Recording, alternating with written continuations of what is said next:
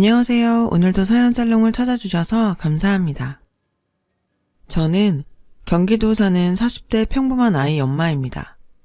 30대 초반에 결혼하고 아이를 낳았어요. 제가 어렸을 때 심장수술도 하고 몸이 약했던지라 아이는 하나만 낳기로 남편과 합의했어요. 아이 하나 낳고 평범하게 사는 듯 보이는 저희 부부였지만 사실 안으로는 곪은 것이 많았답니다. 남편과 저는 결혼하기 전 사내 커플이었어요. 저는 남편의 다정함이 마음에 들었었고 남편은 저의 당찬 모습이 좋았다고 하더군요. 연애를 할 때는 서로 좋은 면만 봤는데 결혼을 결정지었을 때부터는 삐그덕거리기 시작하더라고요. 일단 남편이 시댁 제사에 대해 숨긴 것부터 문제가 되었어요.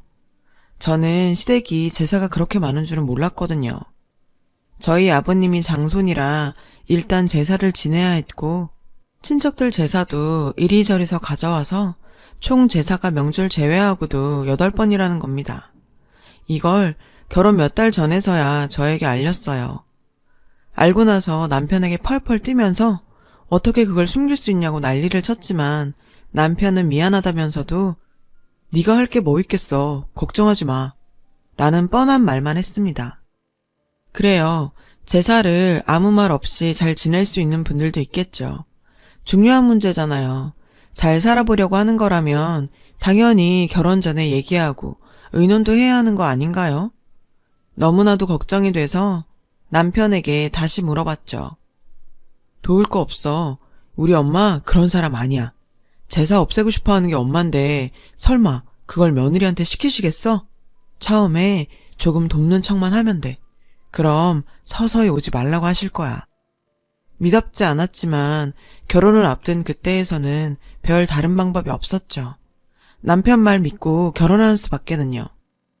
결혼하고 신혼여행 갔다 오자마자 바로 제사 일정이 있더군요. 처음에는 처음이니까 갔습니다. 같이 집 온 며느리가 어머니 혼자 제사 지내게 하기는 너무 민망하더라고요. 그래서 한 번 갔었고 그러다 보니 2번, 3번이 되었습니다.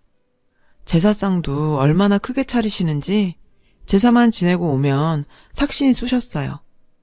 1년 정도 제사를 돕다가 더 이상 못하겠다고 손을 들었죠. 남편에게 통보를 하자 남편이 시어머니께 전달했고 즉각 시어머니께서 저에게 전화를 하셨어요. 회사에서 전화를 받는데 시어머니가 갖은 욕과 험한 말을 내뱉으시더라고요.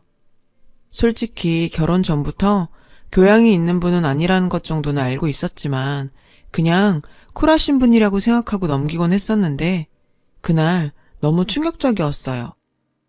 어디 남의 집에 시집와서 제사 지내니만이 하고 있어? 너 집에서 대체 뭘 배운 거니? 너희 친정도 참 알만하다. 저희 친정까지 들먹이는데 화가 났지만 한편으론 어머님께 제 마음을 그대로 다 보일 수는 없는 어려운 분이셨기에 제가 참았었네요. 그렇지만 회사 일도 그렇고 임신 준비도 그렇고 제사는 더 이상 못 돕겠다는 입장은 변함없이 내세웠습니다. 시어머니와 갈등이 끝에 끝까지 다다랐을 때 제가 마침 임신을 하게 되었어요. 남편이 임신 소식 전달하면서 이랬죠. 엄마, 정화 임신했어. 이제 제사 얘기는 그만해요. 정화가 유산기 있어서 절대 스트레스 받으면 안 된대. 그 얘기에 시어머니가 일단 항복을 하셨었죠. 제사 없이 지내다 보니 그렇게 편할 수 없더라고요. 일단 바닥에 쭈그려 앉아서 전 안 붙여서 돼서 좋고 제삿날 오는 손님들 술상 안 봐서 좋고요. 임신 때는 그래도 조용히 넘어갔는데 아이를 낳고 곧 있으려니까 다시 제사를 지내러 오라는 압박이 있더군요. 아기를 맡길 곳도 마땅치 않아서 어쩔 수 없이 직장을 관둔 상태였어요. 직장 핑계도 대지 못해서 한두 번 또 돕다 보니 어느 순간부터 제사일이 전부 제 몫이 되어 있더라고요. 어머님은 나이 드셔서 제사를 더 이상 지내기 싫으신지 저한테 하나둘 넘기시면서 꾀를 부리시고 시아버지도 저한테 제사 다 넘겨도 되겠다며 너스레 떠시고요. 그래서 남편과 갈등도 점점 심해졌어요. 남편은 제 편을 들어주지 않았습니다.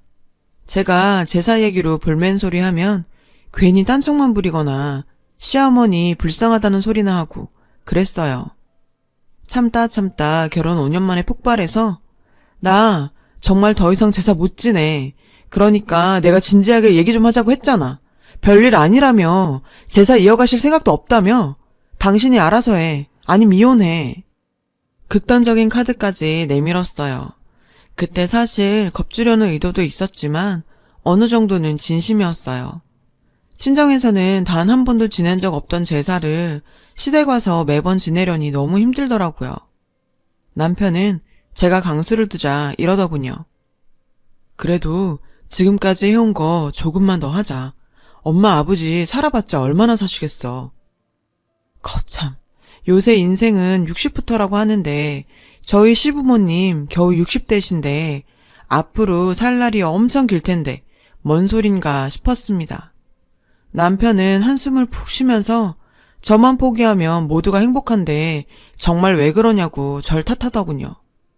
남편인지 남의 편인지 꼴도 보기 싫더라고요.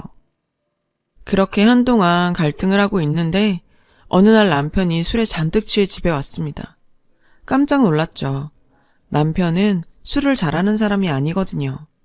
그리고 다음날 회사도 가지 않고 계속 침대에서 뭉개더라고요. 도대체 무슨 일인가 해서 남편에게 추궁을 했습니다. 도대체 무슨 일 때문에 이렇게 술을 많이 먹은 것이며 회사는 안 가도 되는 거냐고요. 그랬더니 남편이 한숨을 푹 쉬면서 저에게 진실을 고백했습니다. 사실 말이야, 나 주식했어. 그 얘기를 듣는데 멍해지더라고요. 저는 전혀 상상도 못했던 일이었거든요. 그렇지만 침착하게 물었죠. 얼마나 있는데? 전 사실 몇백 정도 잃었겠거니 생각했는데 남편이 말을 계속 머뭇머뭇 못하더군요. 제가 공인인증서 있으니 다 뒤져보겠다고 협박한 끝에 남편이 밝힌 액수는 가히 충격적이었습니다.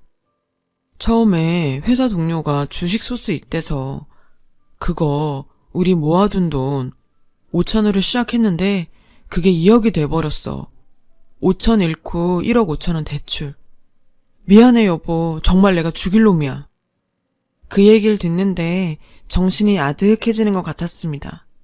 세상에 2억이라니요.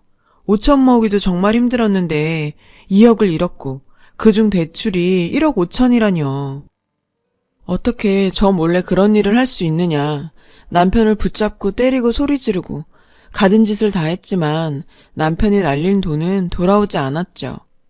저희에게 남은 건 희망도 없고 빚뿐이었어요. 그뿐이 아니었죠. 남편은 그동안 숨겼던 일을 더 얘기했습니다. 사실 회사도 잘렸어. 동료들한테도 손을 벌렸었거든. 그게 좀 꼬여서. 결국 회사에 사직서 냈어. 지금은 일구하려고 하는 중이야.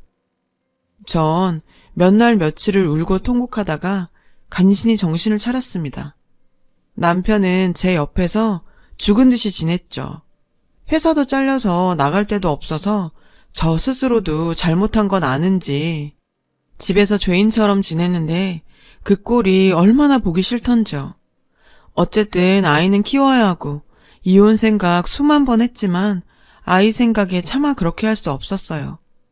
남편의 잘못을 한 번의 실수라 생각하고 제가 한 번은 넘어가기로 했습니다. 그런데 넘어가는 건 그렇다 치고 문제는 돈이었어요. 남편도 더 이상 감당이 안 되니 저한테 말한 것이긴 한데 저도 비상금 1,000만 원 숨겨뒀던 거 빼고는 돈이 없었거든요. 5천 날린 거야 그렇다 치고 1억 5천 대출을 당장 갚아야 하는데 생각을 아무리 쥐어짜내도 달리 빌릴 곳이 친정, 시댁밖엔 없더라고요. 결국 친정에 염치 불고 전화해서 사정 알렸더니 당장 집으로 오라고 하시더군요. 저희 부모님 예전에 주식에 대인 적이 있어서 남편 호되게 꾸짖으셨어요. 그동안 사위 귀하다며 한마디 안 하셨던 분들인데 이번엔 달랐죠. 남편은 눈물로 빌고 결국 저희 부모님도 이렇게 된 거 교훈 삼아 살라는 말과 함께 노후 자금으로 갖고 계시던 1억을 내놓으셨어요. 차차 갚으라고 하셨지만 저한테는 받을 생각 없다고 하시더라고요. 그렇게 친정의 도움을 받았지만 5천을 해결해야 했습니다. 이젠 시댁이었죠. 이렇게 거지같이 돈 얻으러 다니는 거 너무너무 자존심 상하지만 시댁에서 설마 아들 문제인데 외면하진 않을 것이라 생각했어요. 전화로 대강의 상황 말씀드리니 역시 시부모님들도 크게 놀라시고 저희를 당장 오라고 하시더군요. 아이는 친정에 맡겨두고 저희 부부만 시댁으로 갔습니다. 시댁 가니 시부모님들이 한숨 푹푹 쉬시면서 인상을 쓰고 계시더라고요. 저희가 앉으니 대뜸 저한테 이러시더군요. 넌 얘가 이렇게 하도록 뭘 한 거냐? 어이가 없었습니다. 저 몰래 저지른 짓이고 남편이 원해서 경제권도 남편에게 다 줬던 것인데 제가 뭘 어쩐다고요. 화가 났지만 부부이니 저도 같이 죄인처럼 그냥 듣고만 있었습니다. 아휴, 남자는 여자하기 나름이야.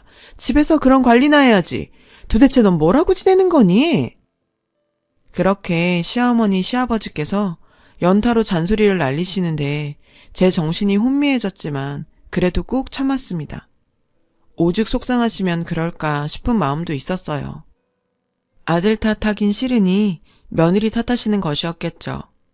어쨌든 한바탕 잔소리가 끝난 후 본격적으로 돈 문제에 대해 상의를 하게 되었습니다.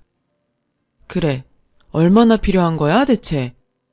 시아버지가 거두절미 이렇게 말씀하시길래 제가 얼른 말했어요. 저희 친정에서 1억은 어떻게 도와주셨는데 앞으로 5천이 더 필요해요. 당장 이 직장도 없고 빚이라도 갚아야 다른 일이라도 시작할 것 같아요. 저희 친정부모님은 한바탕 야단을 크게 치시긴 했어도 그날로 바로 1억을 내주셨는데 시댁에선 의외로 며칠 기다려봐라, 생각 좀 하자 라고 하시더군요. 오는 길에 남편도 면목 없는지 고개 푹 꺾고 있고 저는 한숨만 몇 번을 내쉬었어요. 하나 있는 아들인데 좀 도와주시지 하는 생각이 들었거든요. 그래도 설마 외면하시진 않을 거란 믿음이 그때까진 있었어요.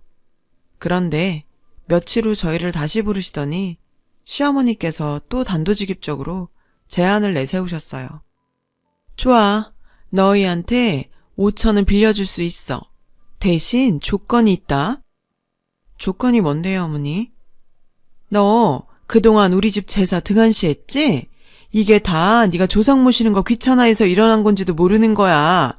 우리 제사 너희가 가져가고 정성껏 지내는 조건이라면 우리가 5천 주마. 어이가 없더군요. 이렇게 급박한 상황에 제사 타령이라뇨. 남편은 멍청하게 저만 보고 있더라고요. 보니까 다들 저한테 키를 던지고 결정해라 하는 상황이었네요.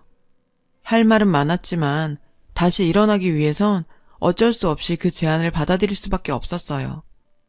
결국 제사 제가 다 지내는 조건으로 시댁에서 5천을 지원받게 되었네요. 집에 오는 길에 정말 내가 무슨 잘못으로 이렇게 살아야 하나 심란했었어요.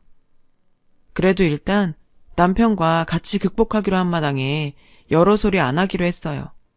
제사는 지내는 거고 남편은 빨리 일을 구해보라 했습니다. 다행히 취업이 잘 되는 직종인지라 남편은 2달 만에 취업을 했습니다. 그런데 그 회사가 워낙 자꾸 주먹구구식이라 남편의 일이 엄청 많더군요. 남편은 아침 일찍 나가 12시 넘어 들어오는 일도 잦았어요.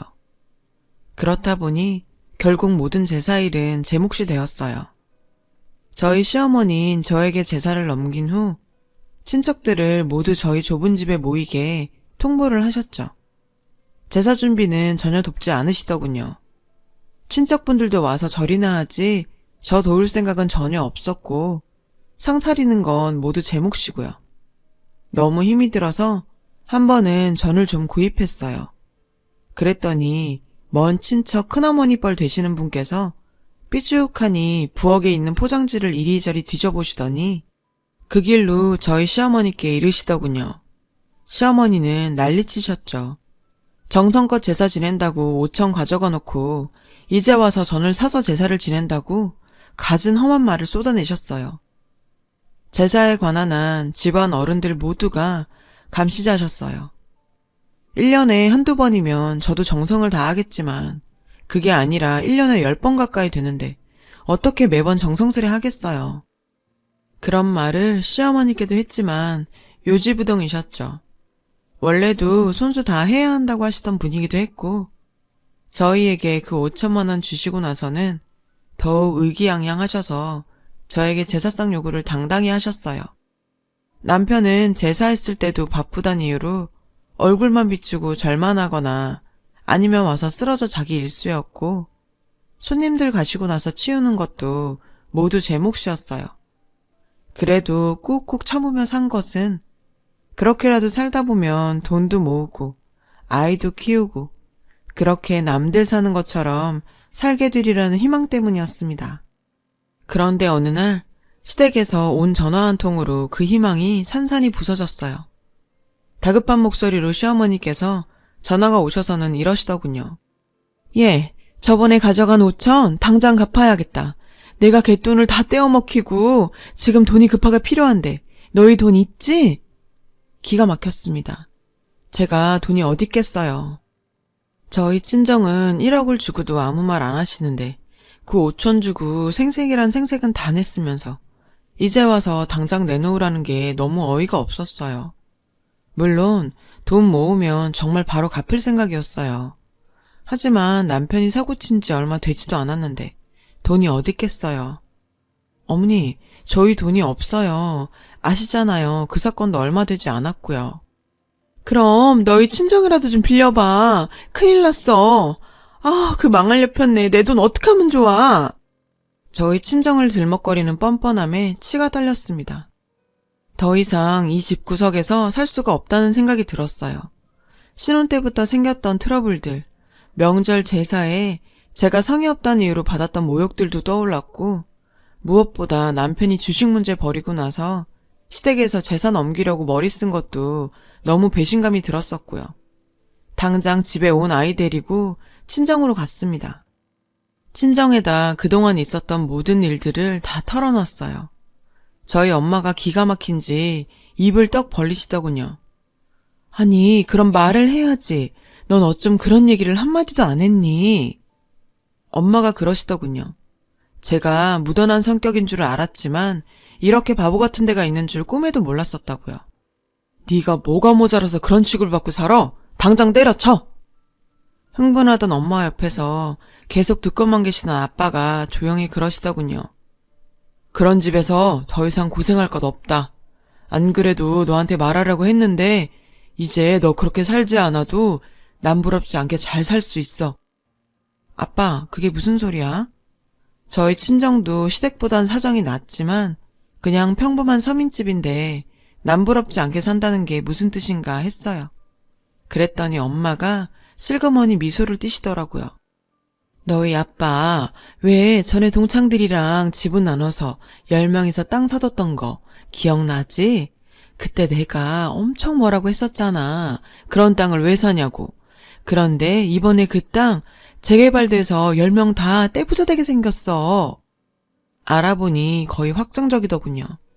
아빠가 고등학교 동창회 나가는 데에서 땅 부자 아저씨가 있었는데 그 아저씨 추천으로 10명이서 합심해서 10%씩 지분을 둬서 샀던 땅이 대박이 난 겁니다.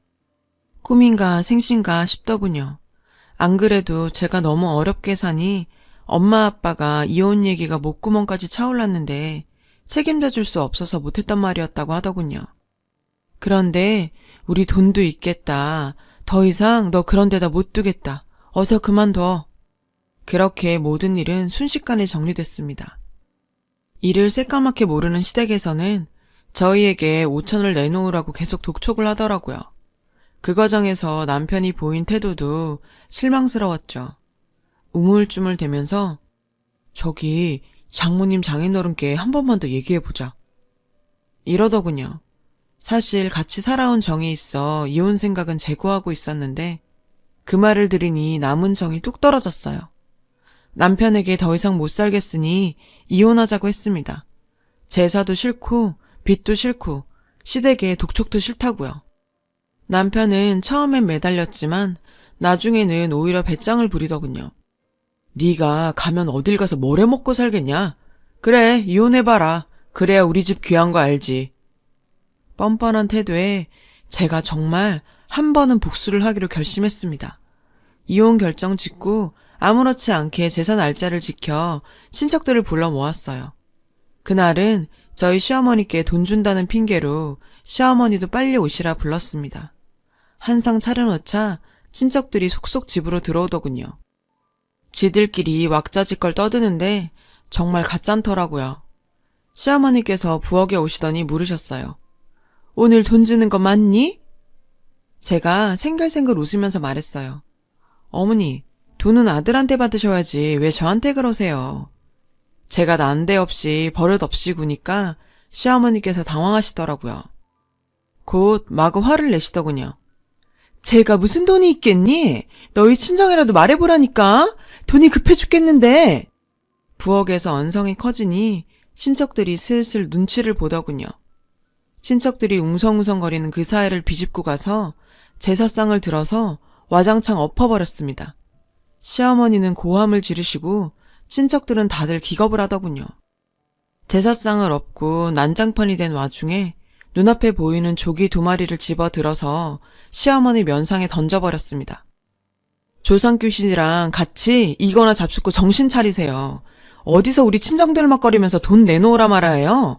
저 사람이랑 저 이제 남남이니까 당신들끼리 제사 잘 지내봐요. 조상귀신 귀하다고 어디 남이 집 귀한 자식 들여다 이렇게 부려먹어요. 당신네들 조상은 그렇게 가르쳤어요? 그래서 다들 잘 살고는 계시고요? 전 더러운 이 집구석 이제 나갑니다. 아이는 친정에 맡긴 상태였기에 저는 몸만 훌훌 털고 나왔죠. 뒤에서 웅성거리는 소리들이 울려 퍼졌어요. 남편에게 도대체 이게 무슨 일이냐고 묻는 말들이었죠. 시어머니가 주저앉아 아이고 아이고 하는 통곡소리가 울려 퍼졌고요. 10년 묵은 채증이 내려가더군요. 그 이후 이혼하고 남편이 어디서 들었는지 저희 집 소식 듣고 찾아와서 싹싹 빌더군요. 시어머니가 많이 반성하니 돌아오라고. 제발 돌아오라 주절주절 되더라고요. 듣기 싫었어요. 제가 웃으면서 쏘아붙였죠. 우리 부모님 돈이나 갚아. 1억이나 가져간 거 언제 갚을 거냐고. 그 얘기를 하니 얼굴이 하얗게 질리더군요. 1억이란 돈이 어딨겠어요. 혼자 중얼중얼 거리더니 주랭랑 치더군요. 맘 같아선 그 돈도 받아내고 싶지만 돈 갚을 능력도 안 되는 인간이기도 하고 저희 부모님이 저 받아주셨던 돈이니 잊으라고 하셔서 일단은 참았어요. 언젠가라도 다시 귀찮게 하면 그 1억도 반드시 받아낼 생각이에요. 돈 안 받는 대신 시댁 남편으로부터 자유롭게 편하게 산다고 생각하려고 합니다. 저는 요새 아이 키우면서 엄마 아빠 그늘에서 편하게 살고 있어요. 친정 부모님께 죄송한 생각이 많이 들지만 그래도 일단 시댁에서 탈출한 것이 너무 좋습니다.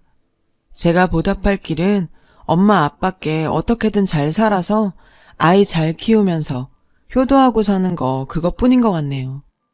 제 이야기를 들어주셔서 고맙습니다. 들어주신 여러분도 행복하세요. 여러분, 사연 댓글에 응원과 현명한 조언 부탁드려요. 좋아요와 구독은 저에게 큰 힘이 됩니다. 오늘도 좋은 일 가득하세요.